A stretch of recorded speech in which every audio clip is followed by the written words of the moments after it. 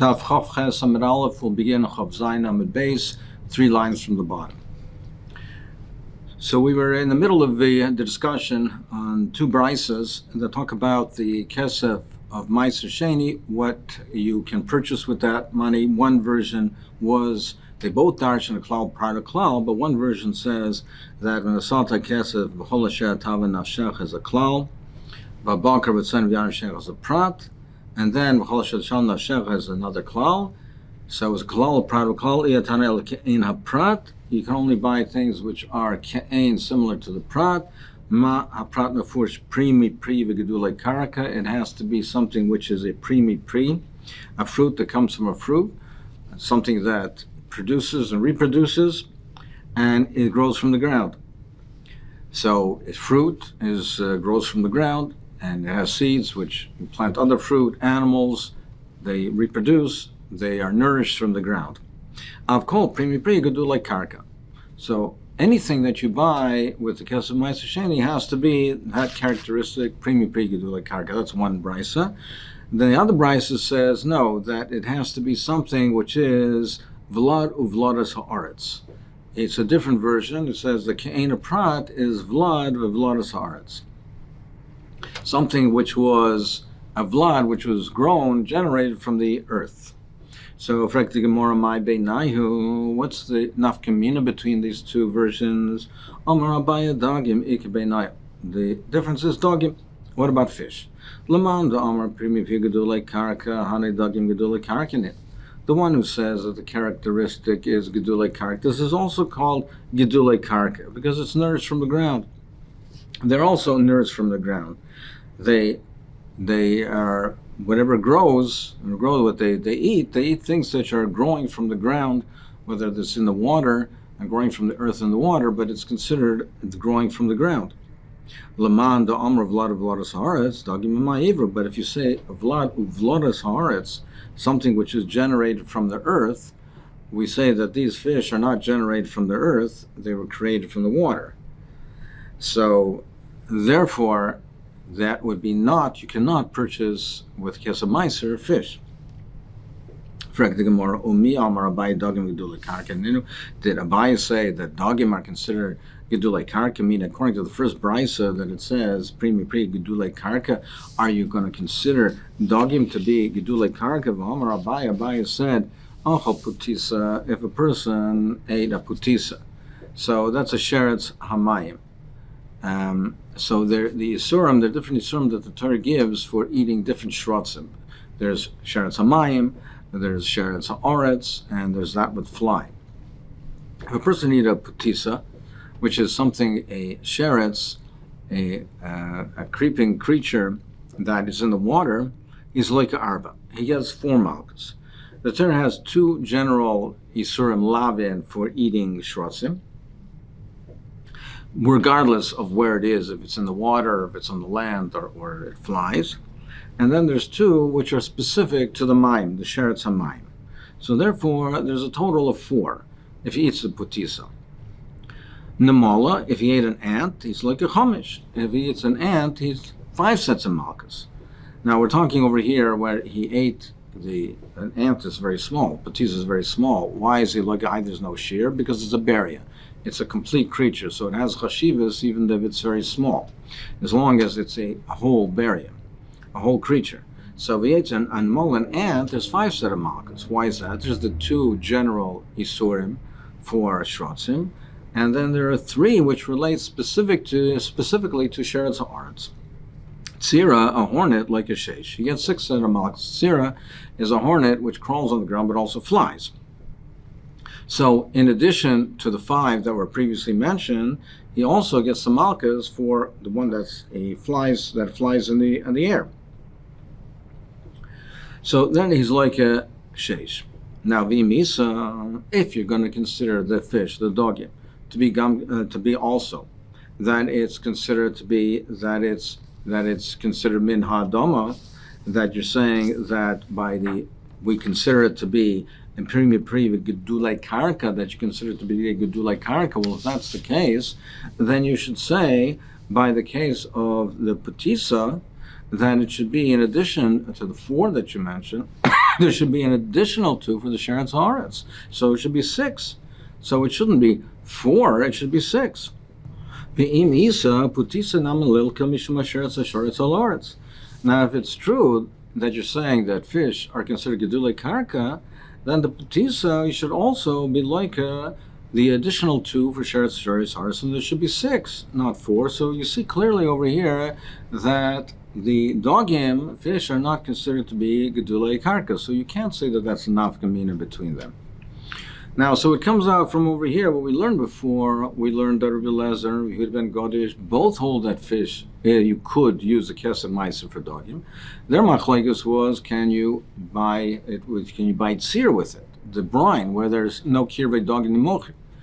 But dogim, they both hold you could. Now, it comes out according to what we're seeing over here, that no, these brises argue, and they say that both of them say you can't purchase dogim with them. So now the Gemara is going to continue. Well, what is the difference between these 2 brises, whether it's gedulei karka or vlade haaretz? The difference between the 2 brises are oifis. The one who says that kesef meiser, the criteria is primi pi gedulei karka, haninami gedulei karka ninu. They're also fed. Birds are also called gedulei karka because they are nourished from the ground. But Laman Domer Vladas Haras, but the one who says it's Vladas Haras means that they were generated from the earth, they were formed from the earth. Hani Oives min rakak nivru. The birds were not from the earth itself, they were from rakak, from the earth and water, or from shale on water. So it wasn't purely from the earth, it was from the rakak. So therefore, there's not considered to be Vlade Haaretz. So now it comes out then as follows. According to Rabbi Lezer and Yehud ben Godish, certainly oifis you can buy from it, and even dogim you can use kesef meiser. The machlekes that they have is the tzir, the tzir of the fish. That's what they argue about. According to the 2 brises, that certainly you can't use it for not tzir, you can't even use kesef meiser for dogim.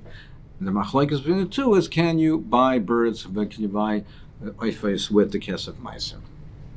So now the Gemara is going to analyze the machlekes in the 2 brises. Why should I say one way or the other? Why should I say primi pri gedulei haaretz? Why should I say that vladas haaretz? So manda marba arfis my taimo, manda mamid oifis my taimo. What's the reasoning for the one who's marba oifis and the one who's mamid? Manda marba oifis, the one who's marba oifis kasavra klal basra davka. It says when you have a klal, uprat, uklal, which klal is the primary one? So he holds that the klal basra davka, the primary klal is the second one. So initially you darshan it as uprat, uklal. So you darshan primarily the second klal, so you initially darshan it prat uklal. So a prat uklal, how is that darshan? Prat uklal, nasa klal, meisav prat. And when you have a prat uklal, then if you only had a prat uklal, then you would say the klal adds to the prat. Visrabalu kol mili, and we would include everything. So if it would only be a prat uklal, we would include everything. Vahani klal kama, but I do have the first klal, so then the first klal also has to now, it minimizes it. Vahani klal kama limute kol dolidam lemishneit stadim. And it's memai, it's something which does not have 2 common characteristics to it. So therefore I say, well, I had darshan a klal or prat klal. Initially I view it as a prat klal because the second klal is primary. That would include everything. Now I have the first klal, I say no, it has to be similar to the prat, but not completely, as long as it's similar to it in 2 respects. So I say, therefore, I can use the kesef meiser to purchase something which is a primi pri ugedulei karka. Something which is primi pri ugedulei karka. It's similar to the prat in 2 respects, and therefore I can include oifes because it is similar. It's a primi pri, it reproduces, and it's gedulei karka, it's nourished from the ground. But Umandamai Daifis, the one who excludes Daifis, Kasavar, he holds Kalala Kama Davka. He holds the primary klal as the first one. So initially I darshan it as a klal prat. Klal prat as ve'einu b'klal el masha b'prat. If I have a klal prat, if the Torah first writes a klal and then a prat, I say ein b'klal masha prat. It has to be exactly like the prat. So now that I have the second klal, I broaden it. Honey, so I would have said honey in midachrin loy. But I would have said without the second klal, it has to be exactly like the prat. It has to be the prat. But v'hani klal basra. But now the second klal broadens it. L'irbuya kol adam l'mishleishet stadim. It broadens it, but it has to be similar to the prat in more respects, in three respects. So it has to be also vlad haaretz. It has to be something which was formed from the adam, and therefore it excludes. So now coming back to what types of food we can use for an eruv. You can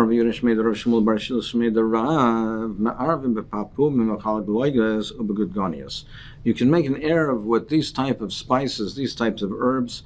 Papun, it's not so clear what this is. Chaglagos is porcelain and gudgan is coriander. But not with green grains. So these are grains that were harvested while they was green and not fully ripe. And loy b'kfanios, and not with dates that don't become fully ripe and never become fully ripe and sweet. So these types of spices, the herbs, are normally used for spices, but sometimes people eat them and they use them as a machal. But these type of unripe dates or green grain, people don't eat them. They're not eaten. So therefore, since they're not eaten, therefore you cannot use it for an eruv. Can you be marvin with gudganias? We learn in the Brayso gudganias. It says a person who has many children, he can eat this, but a person who doesn't, it has a detrimental effect on the ability to be mar bezera, and therefore he should not eat it. So it's detrimental, and it's something that should not be eaten. V'im huksha, and if it became hard, v'im huksha lazera, and if it became hard, and hard enough, and that the zera, the seeds, are ripened, it should not be eaten by anybody, because it's considered something that is not healthy. It's detrimental to one's health, so it should not be eaten. So what do we see from here? So this coriander, this gudganias, is considered something which is not healthy. So why can you make an eruv with it? People don't eat this, or shouldn't eat it, don't eat it. So therefore you should not be able to use it for an eruv. More answers. When Rav said that you can be marba with it, so interpreted as referring to the case where when it's not hardened, and it's not hard enough to have the seeds ripened. And we're talking about a person who has many children, so for him, it's not considered so detrimental. It's considered to be a ma'achal food. Or even I can tell you that it's even talking l'chasuche. Now, even though he should not eat it, but nevertheless, it's kosher for an eruv, because even though he himself can't eat it, so even though he personally can't eat it, but it is considered a ma'achal for people who are merubeh b'anim. Miloi Tanan, didn't we learn in the Mishnah Marvel Nozer B'Yainu Yisrael B'Truma that you can make an eruv for a nozer with wine, even though the nozer say he himself can't drink the wine, but wine is a mashka for other people, so it's considered to be a mashka. You can use it for an eruv. Well, Yisrael B'Truma, and even though Yisrael can't eat the truma, but it's a ma'achal, it can be eaten by a kohen. So so you say, even though it's not suitable for this person, but if it's suitable for a different person, it's considered a ma'achal, you can use it for an eruv. Here also, if it's not suitable for this person, it's suitable to someone else. So therefore, we can say that that's what Rav is referring to, that we're talking about a case where it's not a hukshel azera. In either we're talking about Meruah Banim or Vina Chasuch Yevonim. V'boy Sema ki kama Rab hindakuki nadoi. V'boy Sema, another teretz is that when Rav said it, that he was talking about a specific type of coriander. This Madoi from Modai. That's what he was talking about. So that we therefore don't have to restrict it and qualify the case where it's Shaloi Hok Shalazera. That's a type that it is not masik, and therefore you can use it for an erev. Frankly, the Gemara Mechazes Loi. It's saying that achazes, these green grains, cannot be used for an eruv. The Rav says it can't be used. Rav himself says, kshus v'chazes ma'arvim behen. For hops and green grains, you could use it for an eruv. And the bracha is adoma. So it seems to be a stira in Rav. More answers like kash. When he said that you cannot use it, that's before he came to Baal. He saw that people don't eat it. It's not edible. So it can't be used for an erev. But after Rav came to Baal and he saw that in Baal they do eat it, so there he said that you can use it for an erev. Frank the Gemara, is Baal roiv of the world? If most of the world they don't do it, even if they do it in Baal, it should not be considered to be a ma'achal. So the way the Ritva explains it is that if most of the world doesn't do it, what they do in Baal, if they do it in Baal, it would be considered abnormal. So what it means is the pshat that it's not a question of some people have different tastes, and some people like it over in one region, and in a different country people don't like it. It's commonly eaten, or it's not commonly eaten. The way he's learning it is that since the whole world doesn't eat it, and even if they do it in Bavel, but it's considered that they're doing something abnormal. People don't eat it because it's something that is that has no taste to it, and it's something that people would find repulsive. So therefore, in Bavel, it's considered to be abnormal. So just because they do it in Bavel, that's not right of the world. Vatanya, we learn in the Brisa Pol v'Hasaira. If you're talking about beans and barley, the tilsa and fenugreek, shezorn liyerek, if it was planted for the vegetable part of it, to eat the yerek, to eat the vegetable, so it says we planted for the dor liyerek, and he planted it to use the unripened green part of it, not the seeds. Normally, it's what's used is for the seeds, but if he wants to eat the unripened yerek part of it, bottle of daita, eitzel kolona. It says bottle of daita, it's not considered normal, it's considered abnormal. And therefore, laficha zaran chaya v'yarek and potter. Therefore, the seeds, you have to take mites from the seeds because the seeds are considered to be the machal. But the yerek is not considered to be a machal, so you don't have to take mites from it. Hashchalayim v'hagarger, but cress and rocket, shazar and liyarek, if he planted it for the yerek, for the vegetable part of it. So when he planted it for that purpose, misasrin yerek v'zera. Both the yerek and the zera, you have to take meiser from it. They're both considered to be edible. They're both considered to be a food, a machal, and you take meiser from both of them. Zaron l'zera, misasrim zera v'yerek. If you plant it for a zera, it's misasrin yemeiser zera v'yerek. So if you planted, the purpose of your planting it was for the purpose of the yerek, it's misar yerek v'zera. You have to take mice from both. If you plant it for zera, it's misar and zera v'yerek, you take mice from both. Taisus points out, why doesn't it combine it and just say it in one statement? Ashachlayim v'agarga shezoran, if you plant it, whether you plant it for zera, whether you plant it for yerek, you have to take mice from both of them.